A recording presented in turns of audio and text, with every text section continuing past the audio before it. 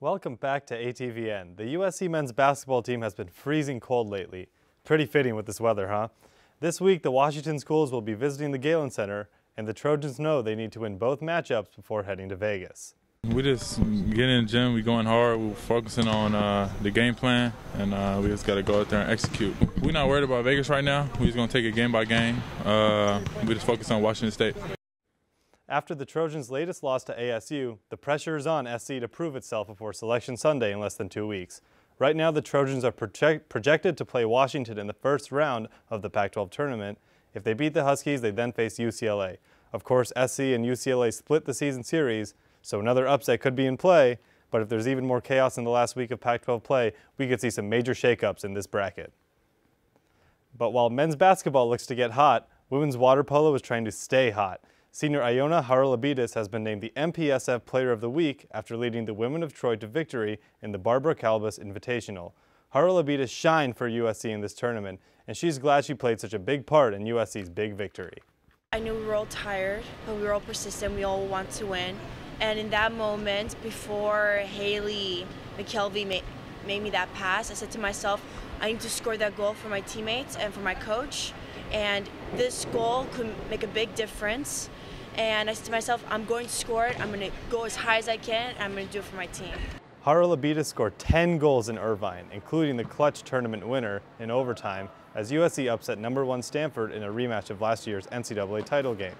The women of Troy have won 45 games in a row, which is 1 win shy of the national record. They will look to win number 46 this weekend against CSU Bakersfield. And another team looking to make its mark is the USC beach volleyball team. The reigning national champions were named the preseason #1 in the coaches poll. Earlier today, Sports Scene's Ben Albert sat down with senior Sarah Hughes to preview their season. Having that target on your back, it always adds a little bit of pressure, but I feel like being USC, being this powerhouse athletic school, it's almost natural for that to happen. Everyone, we step out onto that court, regardless of what team it is, they want to beat USC. They want to take down the Trojans. So coming into this season, especially doing so well last year, yeah, that target is growing on our backs. The women of Troy will begin their title defense against UCLA this weekend. And for those of you who've been itching for some football, the NFL Combine begins today. Our sports correspondent Terrence Davis is here to tell us which Trojan standouts we should have our eyes on in Indianapolis. Terrence? Thanks, Nathan.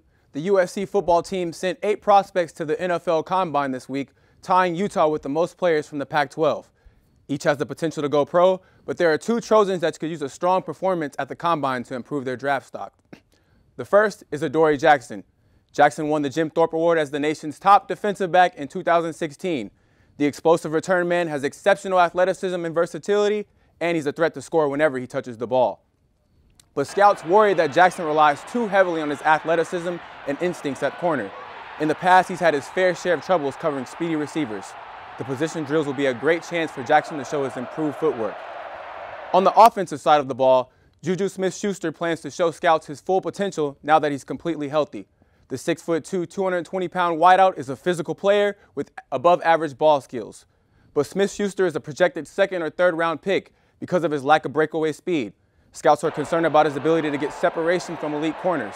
A 40 time in the high 4.4, low 4.5 range will significantly improve his draft position. Combine measurements start today and will continue tomorrow before position drills begin Thursday. Back to you, Nathan. Thanks, Terrence. You can catch the NFL Combine on NFL Network throughout the week.